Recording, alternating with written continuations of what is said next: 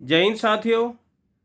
देखिए, एक बुजुर्ग मिला और वो बोला, अरे आजकल की भी क्या शादियां हैं। शादियां तो हमारे ज़माने में हुआ करती थी। एक पुरोहित जाता था रिश्ता लेकर, वही पक्का करके आ जाता था।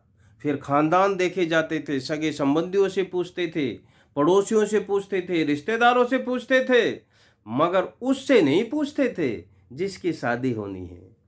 तो दोस्तों, कोई कस्टम या रिवाज कितना लंबा है, कितना पुराना है, जरूरी नहीं कि वो सही हो। पहले बच्चों से नहीं पूछा जाता था और आजकल बच्चे माँ बापों से नहीं पूछते हैं। अर्थात ने पहले सही था, ने अब सही है। तो फिर शादियां कैसे होनी चाहिए, आइए आज हम इसी पे बात करते हैं। दोस्तों, जब सीता माँ का स्वयंवर होना था तो राजा जनक ने एक शर्त रखी कि जो इस धनुष को तोड़ देगा, सीता की शादी उसके साथ हो जाएगी, सीता जी को उनके साथ जाना पड़ेगा। तो तुलसीदास जी ने यहाँ स्वयंवर नहीं लिखा, इसको नाम दिया धनुष यज्ञ।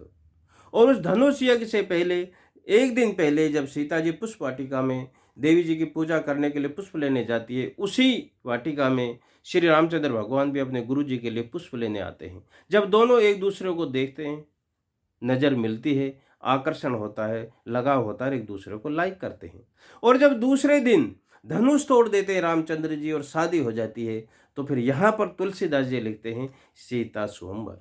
क्योंकि सीता स्वयंवर का अर्थ ही ये होता है स्वयं के द्वारा वर को चुनना। इस तरह से शादी होनी चाहिए। आजकल के बच्चों को बहुत बड़ी यहाँ शिक्षा मिलती है कि शादी से पहले यदि बच्चे मिले तो उससे कैसे मिलना चाहिए, उपासना की दृष्टि से, वासना की दृष्टि से नहीं। शादी से पहले बच्चों को उपासना की दृष्टि से मिलना चाहिए। दोस्तों, यदि हमसे कोई कलम या पेन मांगे ना जेब से निकलते हुए, हम झिझकते हैं। दोस्त सोचो, उन लोगों का जिगरा कितना बड़ा होता होगा जो अपने जिगर के टुकड़े प्यारी प्यारी बच्चियों को दूसरों को सौंप देते हैं। और दूसरी तरफ वो बेशर्म लोग होते हैं जो इतनी कीमती चीज को पाकर भी कीमत लगाते हैं। समाज में फैली इस बुराई को खत्म करना है यदि हमको, तो हमें अंतरजातीय विवाह का समर्थन करना होगा, लव मैरिज को अप्रिशिएट करना होगा। तभी समाज से ये बुराई दूर हो सकती है, समाज में भाईचारा बढ़ सकता है, एक दूसरे की जो हम दूरी बढ़ी हुई दूरियां कम हो सकती हैं। दोस्तों, यहाँ पर कुछ लोगों की शिकायत है कि हम बच्चों को पालते हैं, पोसते हैं, बड़ा करते हैं, पढ़ाते हैं, लिखाते हैं और फिर बाद में बच्चे छोड़ के चले जाते हैं, अच्छा नहीं करते, गलत करते हैं। मैं उन लोगों को कहना चाहता हूँ, ये आपने एहसान नहीं किया। बच्चों को पढ़ाया लिखा बड़ा किया तो एहसान नहीं किया, आपने केवल कर्जा चुकाया है। आपको भी किसी ने पैदा किया था, आपको बड़ा किया, पाला पोसा, पढ़ाया, सब काम किया, आपने उसी तरह बच्चे को किया है, तो ये आपने केवल कर्जा चुकाया है। मनुस्मृति में भी लिखा हुआ है, प्रत्येक संतान अपने पिता की ऋणी है और वो उस ऋण से तभी मुक्त हो सकती है जबकि वो पिता की तरह संतान उत्पत्ति करे।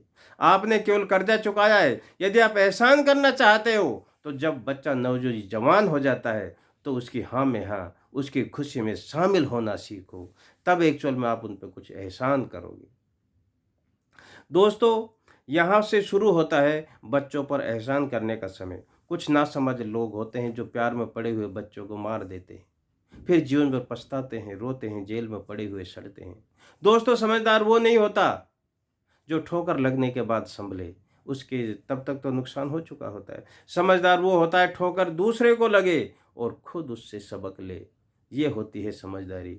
महारथी वो नहीं होता जो दूसरे योद्धा को हराए, मारे, हराए, जीत और उसको पटक करके विजय हो जाए, वो महारथी नहीं होता। असली महारथी वो होता है, देखा सामने से आपत्ति आ रही है, कोई विकट परिस्थिति आ रही है, तो खुद साइड में हो जाए, वो परिस्थिति बिना छुए हुए साइड से निकल जाए, वो होता है असली महारथी।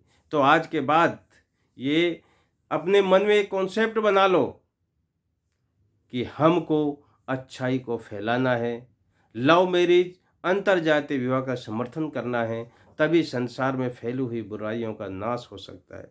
दोस्तों, 90% जो झगड़े हैं ना दुनिया में, जाति धर्म के ही हैं। यदि जाति धर्म ही खत्म हो जाएगा तो यहाँ अमन चैन शांति हो जाएगी। तो आज इस वैलेंटाइन डे के first day, happy rose day की आपको ढेर सारी शुभकामनाएं।